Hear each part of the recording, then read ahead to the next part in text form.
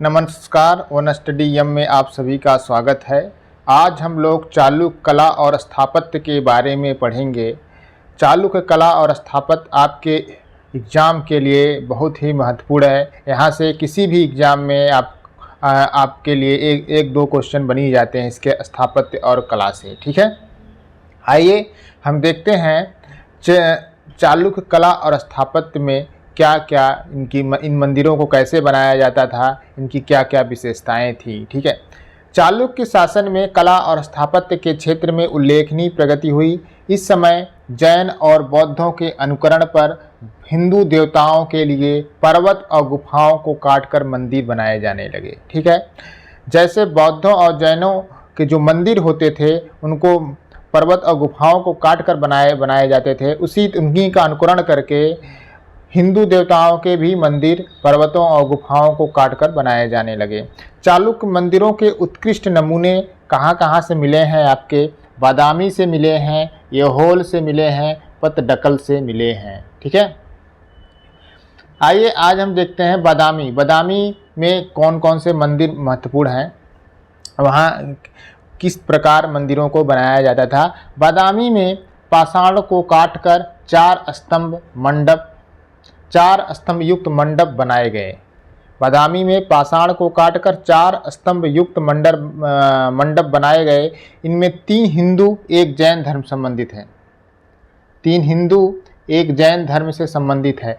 जो पाषाण को काटकर 4 स्तंभ युक्त मंडप बनाए गए थे उसमें 3 हिंदू धर्म से संबंधित था, एक जैन धर्म से संबंधित था। ठीक है, प्रत्येक में स्तंभ युक्त बरामदा, मेहराब युक्त हाल, एक छोटा वर्गाकार गर्भगृह पाषाण में गहराई से काटकर बनाए गए। ठीक है, जो ये जो आपका स्तंभ युक्त मंडप था उसमें स्तंभ युक्त बरामदा होते थे, मेहराब युक्त हाल था, एक छोटा वर्गाकार गर्भगृह था। ये पाषाण में जो है गहराई से काटकर बनाए गए थे। इनमें एक वैष्णव गुहा है, इनमें से एक जो है वैष्णव गुहा है, गुहा माने गुफा होता है, जिसके बरामदे में विष्णु की 2 रिलीफ मूर्तियां एक अनंत पर बैठी हुई हैं, दूसरी नरसिंह रूप की प्राप्त होती है। ठीक है, इन गुफाओं की वास्तु तथा जो उकेरी गई अत्यंत उच्च कोटि की है, जिसमें जो वास्तु है और उकेरी जो है जो इस पर काट के बनाया जो गया है वह अत्यंत उच्च कोटि का है। प्रत्येक चबूतरे पर उड़ते हुए गणों के विभिन्न मुद्राओं में उत्कीर्ण चित्र उल्लेखनीय हैं। जो प्रत्येक चबूतरा बनाया गया है उनमें जो है गणों के विभिन्न मुद्राओं में उत्कीर्ण चित्र अत्यंत उल्लेखनीय हैं। दूसरी शैल गुफा है जिसे माले गिट्टी कहा गया है। जो दूसरी शैल गुफा है जिसे माले गिट्टी कहा गया है, इसका भी गर्भगृह जो है वर्गाकार है। ठीक है, मंडप तथा बरामदे में एकात्मक स्तंभ लगाए गए। एकात्मक मतलब एक ही पत्थर से काटकर स्तंभ लगाए गए हैं, जो मूर्ति शिल्प कोनियों कार्निस के अभिप्राय से सजाए गए हैं। गुफा मंदिरों का बाहरी भाग तो सादा है, किंतु भीतरी भाग जो है विभिन्न प्रकार की सुंदर चित्रकारियां प्राप्त होती हैं। आइए हम देखते हैं ऐहोल को जो है मंदिरों का नगर कहा जाता था। क्या कहा जाता था? मंदिरों का नगर कहा जाता था। और यहाँ कम से कम 70 मंदिर के अवशेष मिले हुए हैं। कितने मंदिर? 70 मंदिर के अवशेष मिले हुए हैं। इनका निर्माण जो है 450 से 600 ईस्वी के बीच हुआ था। ठीक है, इसी समय उत्तरी भारत में गुप्त मंदिरों का निर्माण हुआ था। आर्य शिखर शैली यानी नागर शैली का प्रभाव दक्षिण में पहुंचा था। ठीक है, यही कारण है कि ऐहोल के मंदिरों में नागर तथा द्रविड़ शैलियों का मिश्रण मिलता है। जो यहाँ पर जो है नागर और द्रविड़ शैलियों का मिश्रण मिलता है। अधिकांश विष्णु और शिव के हैं। यहाँ जो अधिकांश मंदिर हैं वह किसके हैं? विष्णु और शिव के बने हुए हैं। ऐहोल का विष्णु मंदिर अभी तक सुरक्षित अवस्था में है। इस ऐहोल से जो विष्णु का मंदिर मिला हुआ है अभी तक सुरक्षित अवस्था में है। यहाँ देखिए यहाँ हिंदू गुहा मंदिरों में सबसे सुंदर जो सूर्य का एक मंदिर है जिसे लाट खा के नाम से प्रसिद्ध है। याद रखिएगा, सूर्य का एक मंदिर यहाँ मिला ऐहोल से। कहाँ से मिला हुआ है? ऐहोल से मिला हुआ है सूर्य का एक मंदिर जो लाड खां के नाम से प्रसिद्ध है। और यह 50 वर्ग फीट में बना है। कितने वर्ग फीट में? ये 50 वर्ग फीट में बना है। ये मंदिर आप देख सकते हैं, ठीक है। यही लाड खां मंदिर है। ये एक सूर्य मंदिर है और कहाँ बना? योहोल में बना हुआ है। यह 70 वर्ग फीट में बना हुआ है। इसकी छत कैसी है? इसकी छत आप देख सकते हैं, चपटी है। छत में एक छोटा वर्गाकार गर्भगृह है। गर्भगृह उसे कहते हैं जहाँ पर मूर्ति रखी जाती थी, ठीक है। और एक द्वार मंडप, जिसे पोर्च कहते हैं, द्वार मंडप बना हुआ है, ठीक है। और इसमें जो है आप देख सकते हैं, इस मंदिर को आप ध्यान से देखिए चित्र में, इसमें पश्चिम उत्तर दक्षिण दीवारों से घिरा हुआ है। पश्चिम उत्तर और दक्षिण जो है, उत्तर दक्षिण दीवारों से घिरा हुआ है। पूर्व में स्तंभ युक्त खाली बरामदा है और गर्भगृह जो है पिछली दीवार से जुड़ा हुआ है, ठीक है। गर्भगृह के सामने स्तंभों पर टिका हुआ बरामदा है। एक विशाल सभा कक्ष है और छत बड़े पत्थरों से बनाई गई है। और इस मंदिर में शिखर नहीं मिलते हैं। इस मंदिर में आप देख सकते हैं, इस मंदिर में जो है, इस मंदिर में आप देख लीजिए शिखर नहीं मिलती है। इसमें आप कहीं दिखाइए, कहीं शिखर नहीं मिलती है। लाड खां के मंदिर में शिखर नहीं मिलता है, ठीक है।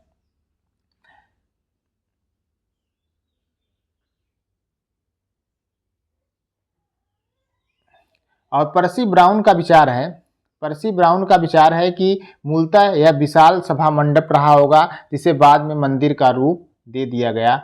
मंदिर के बीच में नंदी की विशाल मूर्ति स्थापित है। मंदिर के जो मध्य में एकदम बीच में नंदी की विशाल मूर्ति स्थापित है, किंतु अन्य भाग वैष्णव लक्षण से युक्त हैं, ठीक है। जो अन्य इसके भाग हैं वह वैष्णव लक्षण या विष्णु से संबंधित हैं, ठीक है। लाड खां मंदिर से भिन्न एक दुर्गा का भी मंदिर यहाँ से मिला है। कहाँ से? योहोल से।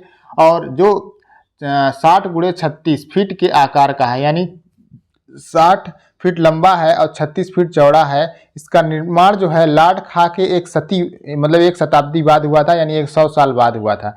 इसे बौद्ध चैत्य को ब्राह्मण मंदिर के रूप में परिवर्तित करने का प्रयास माना जा सकता है, ठीक है। जो बौद्ध चैत्य थे उनको ब्राह्मण मंदिर के रूप में परिवर्तित करने का प्रयास माना जा सकता है। इस मंदिर का निर्माण एक ऊंचे चबूतरे पर किया गया है। तो कौन सा दुर्गा मंदिर जो है आपका, एक मंदिर का जो निर्माण है एक ऊंचे चबूतरे पर किया गया है।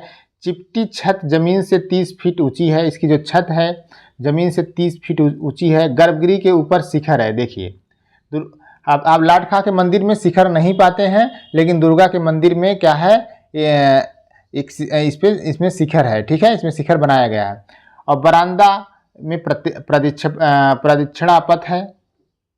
प्रदक्षिणा पथ मतलब जिसपे घूम के परिक्रमा करते हैं। बरामदे में प्रदक्षिणा पथ है, जिसमें इसे घूम के परिक्रमा करते हैं। बाहरी स्तंभों में अनेक देव मूर्तियां बनाई हुई हैं और अधिष्ठान और स्तंभों के अलंकरण द्रविड़ शैली में है। जो इसके अधिष्ठान और स्तंभों के जो अलंकरण है, जो सजावट है, वह द्रविड़ शैली में है। इस प्रकार नागर शैली के शिखर और द्रविड़ वास्तु के विविध तत्वों से बना यह मंदिर उत्तर दक्षिण की वास्तुकला का समन्वय अनुपम उदाहरण प्रस्तुत करता है। मूर्तिकारी की दृश्य लाड खां का मंदिर से अधिक सुंदर है, क्योंकि इस मंदिर में जो दुर्गा का मंदिर है, इसमें उत्तर की नागर शैली और दक्षिण की द्रविड़ शैली का समन्वय या प्रयोग मिलता है, ठीक है। एहोल का एक और मंदिर है जिसका नाम है हच्ची मल्ली गुडी मंदिर। यह दुर्गा मंदिर के ही समान है, लेकिन यह छोटे आकार का है। जो हच्ची मल्ली गुड्डी मंदिर है, यह दुर्गा मंदिर के समान है, लेकिन यह छोटे आकार का है। इसके गर्भगृह और मंडप के बीच बना हुआ अंतराल इसकी नवीन विशेषता है। जो गर्भगृह और मंडप है, इनके बीच जो है एक अंतराल है, इसकी ये जो एक नवीन विशेषता है, ठीक है। और एहोल का सबसे बाद का मंदिर जो है मेगुती का जैन मंदिर है। इसका मेगुती का जैन मंदिर है, जिसे रविकीर्ति द्वारा जो है 634 ईस्वी में बनवाया गया था। इसका निर्माण एक अलंकृत अधिष्ठान पर हुआ है और जिसमें गर्भगृह, स्तंभ युक्त मंडप, अंतराल है। स्तंभों में के शीर्ष भार का अलंकरण काफी सुंदर है। यह द्रविड़ शैली का मंदिर है, ठीक है।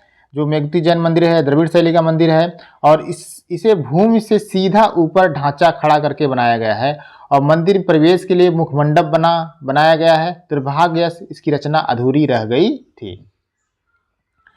आगे हम पढ़ते हैं पतडकल। देखिए हम लोगों ने बादामी और ऐहोल के मंदिरों के बारे में पढ़ा, और अब हम पतडकल में देखेंगे कि यहाँ पे चालुक्य कौन कौन मंदिर के हैं, जो कुछ नागर शैली के मंदिर बने हुए हैं, कुछ द्रविड़ शैली के मंदिर बने हुए हैं। ठीक है, देखिए बादामी ऐहोल के मंदिरों के अतिरिक्त पतडकल में चालुक्यों के सुंदर नमूने चालुक्य मंदिरों के सुंदर नमूने मिलते हैं। यहाँ 10 मंदिर प्राप्त होते हैं, जिनमें 4 उत्तरी यानी नागर शैली में बने हुए हैं, 6 दक्षिणी यानी द्रविड़ शैली बने हुए हैं। यहाँ पर जो है पतडकल में जो है 10 मंदिर मिलते हैं, याद रखिएगा। इन 10 मंदिरों में 4 जो है नागर शैली में है, 6 द्रविड़ शैली में बने हुए हैं। ठीक है, जो नागर शैली के मंदिर हैं आप, वो पापनाथ है, जम्मू है, लिंग है, कर सिद्धेश्वर है, काशी विश्वनाथ है। ये जो मंदिर बने हुए हैं पापनाथ, जम्बू, लिंकर, सिद्धेश्वर, काशी विश्वनाथ, ये मंदिर जो है नागर शैली में है। ठीक है, और द्रविड़ शैली में जो पतडकल में जो द्रविड़ शैली के मंदिर हैं वो संगमेश्वर है, विरूपाक्ष है, मल्लिकार्जुन है, गल्फनाथ है, सोमेश्वर है, जैन मंदिर है। ठीक है, ये जो पतडकल में मंदिर बनाए गए हैं संगमेश्वर, विरूपाक्ष, मल्लिकार्जुन, गल्फनाथ, सोमेश्वर, जैन मंदिर, ये सब क्या हैं, ये आपके द्रविड़ शैली के मंदिर हैं।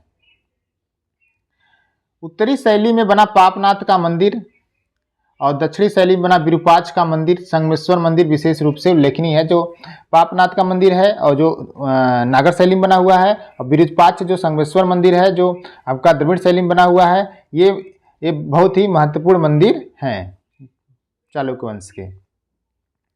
इसमें जो है इस शैली में बना पापनाथ का मंदिर, दक्षिणी शैली में बना विरूपाक्ष और संगमेश्वर मंदिर विशेष रूप से उल्लेखनीय है। द्रविड़ शैलियों का प्रयोगात्मक प्रयोग सर्वप्रथम पापनाथ मंदिर में मिलता है। नागर और द्रविड़ शैलियों का प्रयोगात्मक प्रयोग सर्वप्रथम पापनाथ मंदिर में देखने को मिलता है। यानी नागर और द्रविड़ शैलियों को मिलाकर जो है सर्वप्रथम कौन सा मंदिर बनाया गया था, पापनाथ मंदिर बनाया गया था। ठीक है, और यह 90 फीट ऊंचाई वाला इस मंदिर का निर्माण एक ऊंची चौकी पर हुआ है। इसकी ऊंचाई कितनी है, 90 फीट है, और इसका निर्माण जो है एक ऊंची चौकी पर किया गया है। ठीक है, इसके चारों ओर घेरते हुए ऊंची स्तंभयुक्त दीवार बनाई गई है, और इसमें कार्निसें बनी हैं। मंदिर में गर्भगृह, अंतराल मंडप, मुख मंडप है। मंदिर जो आपका पापनाथ मंदिर है उसमें गर्भगृह बना हुआ है, अंतराल बना हुआ है, मंडप बना हुआ है, मुख मंडप बना हुआ है। ठीक है, प्रदक्षिणा पथ जो है द्रविड़ शैली में बना है। जो प्रदक्षिणा पथ जिसपे आप परिक्रमा करते हैं, प्रदक्षिणा पथ जो है द्रविड़ शैली में बना है। मंदिर की दीवारें मोटी और भारी भरकम है। जो मंदिर की दीवारें हैं वह कैसी हैं, दीवारें मोटी और भारी भरकम हैं। इसका अंतराल काफ़ी विस्तृत है, और छत जो है सपाट है। पूर्व में छोटे आकार का शिखर नगर शैली में बना है। यानी नागर शैली में जो शिखर बना है ये छोटे आकार में बना हुआ है। इसके हर तीसरे मोड़ पर आमलक बैठाए गए हैं, किंतु विशालता के बावजूद इस मंदिर की योजना उन्नत नहीं है। द्रविड़ शैली के मंदिरों में संगमेश्वर और विरूपाक्ष उल्लेखनीय हैं। बताएं आपको जो द्रविड़ शैली है, और संगमेश्वर को विजयादित्य के समय बनवाया गया था। संगमेश्वर जो मंदिर है किसके समय बनाया गया था, वह विजयादित्य के समय बनाया गया था। इसकी योजना वर्गाकार है। इसकी योजना कैसी है, वर्गाकार, यानी इसकी लंबाई चौड़ाई दोनों बराबर है। ठीक है, और इसमें खुला मंडप है। क्या है, ये खुला मंडप है। विमान जो है, इसके जो विमान बनाए गए हैं, ये विमान इसे विमान कहते हैं। विमान पल्लव मंदिरों के विमान से मिलता जुलता है। इसके अर्ध स्तंभों में दानों सिरों पर गर्भगृह के दोनों तरफ दुर्गा और गणेश के मंदिर बने हुए हैं। जो ठीक है, इसके अर्ध स्तंभों के जो छोटे छोटे खाने बनाए जाते थे उनमें जो है दुर्गा और गणेश के मंदिर बने हुए हैं। देखिए पतडकल के सभी मंदिरों में विरूपाक्ष का मंदिर सर्वाधिक सुंदर और आकर्षक है। ये आप देख सकते हैं चित्र में, ये आप चित्र में देख सकते हैं। ये विरूपाक्ष का मंदिर है जो बहुत ही सुंदर मंदिर बनाया गया है। इसका निर्माण विक्रमादित्य द्वितीय की रानी 740 ईस्वी के लगभग करवाया गया था। इसका निर्माता कौन, वास्तुकार गंड थे। इसके निर्माता जो थे विरूपाक्ष के मंदिर के, इसके देखा जो आपका विरूपाक्ष मंदिर है, इसे विक्रमादित्य द्वितीय की एक रानी थी, उन्होंने 740 ईस्वी में बनवाया था। ठीक है, और इसका निर्माता वास्तुकार जो था गंड को था, और गंड को ही त्रिभुवनाचार्य की उपाधि से विभूषित किया गया था। याद रखिएगा, गंड को त्रिभुवनाचार्य की उपाधि से विभूषित किया गया था। मंदिर प्रकार से घिरे एक विशाल प्रांगण में स्थित है, जिसमें 16 छोटे मंदिर भी हैं और इसमें गोपुरम भी बना है। इसमें छोटे मंदिर भी हैं, इसमें गोपुरम भी बना है। चालुक्य काल में सर्वप्रथम इसी मंदिर को गोपुरम मिलता है। चालुक्य काल में सर्वप्रथम इसी मंदिर में गोपुरम बनता है। ठीक है, मंदिर का विमान 4 तल्ला है और शिखर के ऊपर कलश स्थित है। मंडप और प्रदक्षिणा पथ कांची के कैलाश मंदिर की योजना पर बनाए गए हैं। मंडप और जो प्रदक्षिणा पथ है वो कांची के कैलाश मंदिर की योजना पर बनाए गए हैं। मंदिर के सामने नंदी मंडप बना है और इसके चारों ओर वेदिका और तोरण द्वार बने हैं। मंदिर की बाहरी दीवार में स्तंभों को जोड़कर सुंदर ताखे बनाए गए हैं जिनमें मूर्तियां रखी गई हैं। ताखे आप समझते होंगे, ताखे दीवार में बनाए जाते थे और उसमें सुंदर मूर्तियां रखी जाती थी। ये शिव, नाग, नागिन रामायण के से लिए गए दृश्यों का प्रतिनिधित्व करते हैं। विख्यात कलाविद पर्सी ब्राउन के शब्दों में विरूपाक्ष मंदिर प्राचीन काल की उन दुर्लभ इमारतों में से एक है जिनमें उन मनुष्यों की भावना अब भी टिकी हुई है जिन्होंने इसकी कल्पना की, अपने हाथों से निर्मित किया। इसके निर्माता कलाकार का नाम श्री गुंडन अनिवार्यताचारी मिलता है, जो नगर योजना तैयार करने, राजमहलों, गाड़ियों, पलंगों आदि निर्माण करने में अत्यंत निपुण थे। और उसे चालुक्य सम्राट ने तेकानादिसेय सूत्राधिकार की उपाधि से सम्मानित किया गया था। श्री गुंडन अनिवार्यताचार्य को जो है किस उपाधि से सम्मानित किया गया था? तेकानादिसेय सूत्राधिकार यानी दक्षिण भारत का वास्तुविद की उपाधि से सम्मानित किया गया था। मंदिर की दीवारों पर उत्खचित रामायण के दृश्यों का शिल्प वहीं मिलता है। ठीक है, इस मंदिर पे जो है रामायण के दृश्यों को बनाया गया है। ठीक है, या उत्कीर्ण किया गया है। विरूपाक्ष मंदिर एक पल्लव शैली का, जो विरूपाक्ष मंदिर है उस पर आप देखेंगे पल्लव शैली का प्रभाव दिखाई देता है। मंदिरों में उत्कीर्ण एक लेख में कहा गया है, इसका निर्माण विक्रमादित्य द्वितीय द्वारा पल्लवों पर 3 बार विजय पाने की स्मृति में उसकी रानी या उसकी पत्नी के द्वारा बनवाया गया। यानी जो विरूपाक्ष मंदिर है वो विक्रमादित्य द्वारा जब पल्लवों को 3 बार पराजित किया गया, उनको जब पराजित किया गया उसी विजय की खुशी में इनकी पत्नी द्वारा बनवाया गया था। संभव है कि विक्रमादित्य अपने साथ कांची से कुछ निपुण वास्तुकारों को अपनी राजधानी लाया हो तथा उन्हीं के सहयोग से विरूपाक्ष मंदिर का बनवाया गया हो। यानी जो विरूपाक्ष मंदिर है वह पल्लवों के राज्य से, राजधानी से अच्छे वास्तुकारों को लाया गया हो और उनको यहाँ फिर बनाया गया है। ठीक है, वास्तुकला के साथ साथ चालुक्य काल में मूर्तिकला का भी विकास हुआ। मूर्तियों पर गुप्त पल्लव शैली का प्रभाव स्पष्ट दिखाई देता है। अधिकांश मूर्तियों का निर्माण जो है मंदिरों को सजाने के लिए किया गया था। गुफा स्तंभों और छतों को बड़ी संख्या में मूर्तियां चित्रित की गई हैं। इसमें पौराणिक कथाएं हैं। बादामी की गुफा संख्या 1 में नटराज की शिव की 16 भिन्न भिन्न मुद्राओं में मूर्ति उकेरी गई है। बादामी की गुफा संख्या 1 में जो है नटराज शिव की 16 भिन्न भिन्न मुद्राओं में मूर्ति उकेरी गई है। ठीक है, जो काफ़ी सुंदर है। महिषमर्दिनी, अर्धनारीश्वर, हरिहर आदि की मूर्तियां भी मिलती हैं। इनके अतिरिक्त गजलक्ष्मी, पर्वत, मनुष्य, काल्पनिक पशु आदि भी बनाए गए हैं। दूसरी और तीसरी गुफाओं में मनोहर अंकन मिलता है। विष्णु के विविध अवतारी रूपों को कलात्मक ढंग से प्रदर्शित किया गया है। यहोल और पतडकल मंदिरों में भी मूर्ति शिल्प की अधिकता है। कुछ पर व्यंगी शैली का भी प्रभाव है।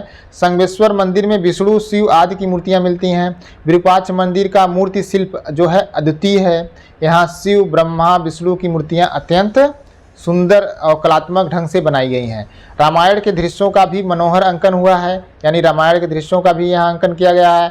मल्लिका अर्जुन मंदिर में कृष्ण लीला संबंधित अंकन है। मल्लिका अर्जुन याद रखिएगा, मल्लिका अर्जुन मंदिर में जो है कृष्ण लीला संबंधित अंकन है।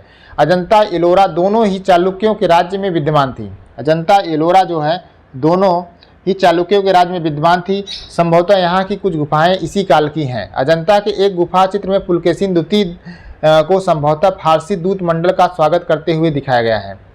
आपको मैं पिछली क्लास में बता चुके हैं। अजंता के गुहा चित्र में पुलकेशिन द्वितीय को फारसी दूत मंडल का स्वागत करते हुए दिखाया गया है। बादामी के गुहा मंडपों में भी चित्रकारी प्राप्त होती है जिनमें अजंता शैली का अनुपालन हुआ है। ठीक है, आज बस यहीं तक, फिर अगले क्लास में हम मिलते हैं। हमारे चैनल को अधिक आप सब्सक्राइब और शेयर करना मत भूलिएगा। Thank you.